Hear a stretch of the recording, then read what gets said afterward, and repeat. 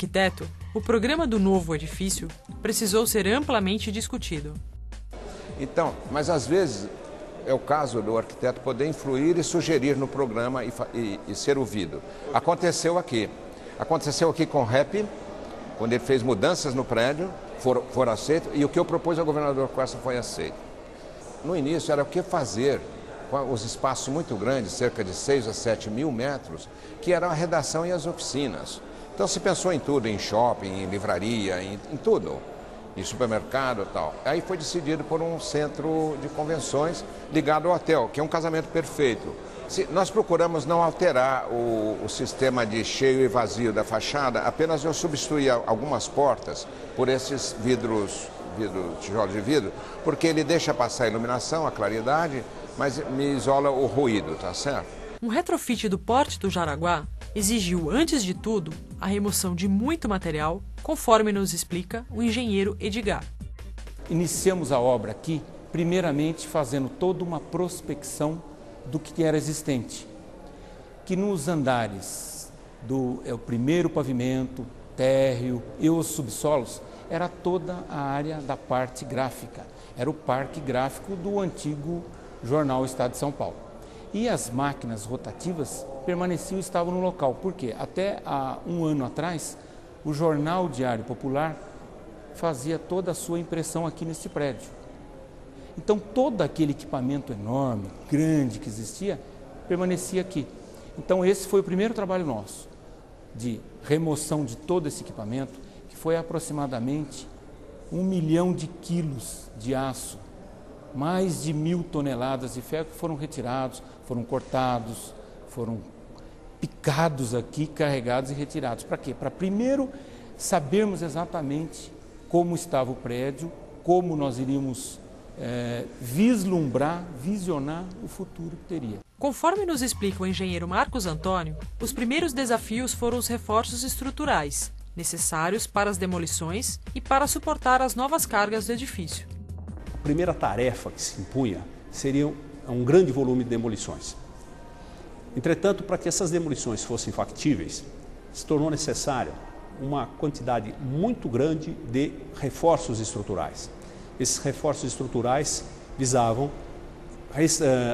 restabelecer o equilíbrio estrutural quando algumas peças fossem retiradas, algumas peças estruturais fossem retiradas. E aqui nós tínhamos peças estruturais de avantajadas dimensões, traduzindo isso de uma maneira talvez um pouco mais didática. As ruas Martins Fontes e Major Quedinho foram interligadas por um bulevar que a concepção arquitetônica criou. Para a existência desse bulevar, tornou-se necessária a remoção de alguns pilares de dimensões, como já disse, avantajadas. Esses pilares suportavam cargas superiores a 500 toneladas cada um. Esses pilares foram removidos no nível do térreo. Ora, para que eles pudessem ser removidos, eles exigiram um reforço estrutural de toda a estrutura do edifício até o último pavimento, transformando as vigas de fachada, que são vigas de borda, em vigas de transição. E dessa maneira, elas receberam reforço, portanto, redirecionando as cargas para os pilares adjacentes, de tal sorte que fosse possível seccionar esses pilares em todos os pavimentos, para que eles não mais transmitissem carga para essas vigas, e sim para os pilares adjacentes, e, consequentemente, fosse possível retirar o módulo de pilar que ficava ao nível de pavimento térreo e assim possibilitasse a passagem de veículos de uma rua, Martins Fontes, para a Major Quedinho e vice-versa. O uso do drywall também contribuiu para as soluções da estrutura. Grande parte da alvenaria que foi executada, ela foi em drywall, bastante mais leve, tem aí como subprodutos uma velocidade um pouco maior e limpeza de obra. Em drywall nós tivemos alguma coisa da ordem de 35 mil metros quadrados, que propiciou a compartimentação dos pavimentos que anteriormente não eram segmentados para a finalidade hoteleira, e sim área administrativa. A atualização de um edifício com mais de 50 anos obrigou a reconstrução total das instalações. Diria que um outro passo importante foi a compatibilização das instalações que um edifício concebido na década de 40, construído no início de 50, jamais poderia prever. Então, ar-condicionado central, instalações elétricas para abastecimento e fornecimento de energia para todas as dependências do edifício.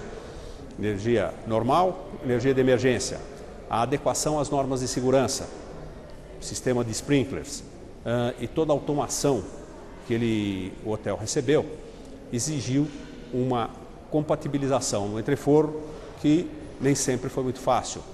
Melhor dizendo, ela sempre foi muito difícil.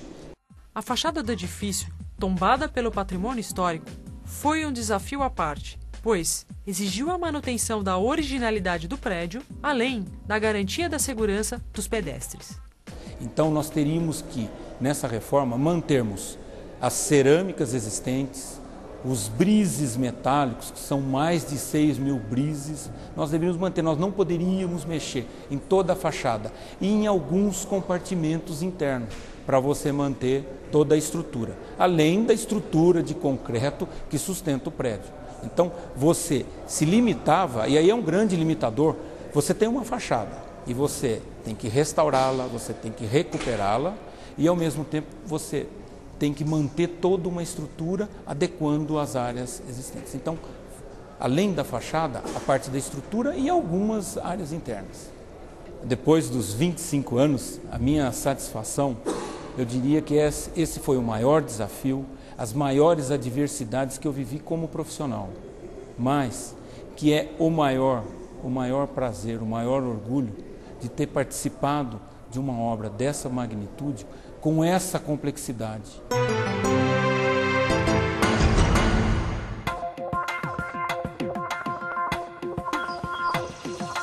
Vá se acostumando, estes vão ser seus próximos vizinhos. Está chegando o Campo Belíssimo. Você nunca viu um empreendimento tão deslumbrante. Praticamente um quarteirão inteiro no melhor do Campo Belo.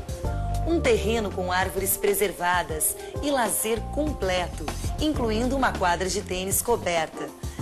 Mas o que impressiona mesmo no Campo Belíssimo são os apartamentos. Um de 222 metros quadrados e o outro de 180 metros quadrados. Living e terraço integrados num ambiente sem vigas e pilares aparentes. Uma área social magnífica para receber os amigos. Venha visitar Campo Belíssimo. Rua Volta Redonda, com João Álvares Soares, no Campo Belo.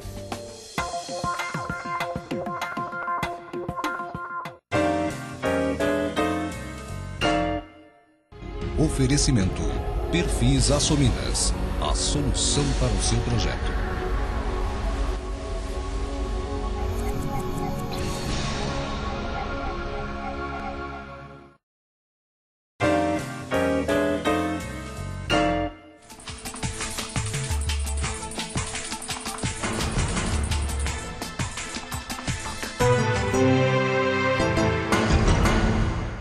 No quadro Giro no Setor de hoje, nós continuamos aqui, no primeiro encontro de construtores e fornecedores de materiais e serviços, evento organizado pelo CTE, onde se discute a relação cliente-fornecedor e os gargalos que o setor vai enfrentar com uma demanda aquecida.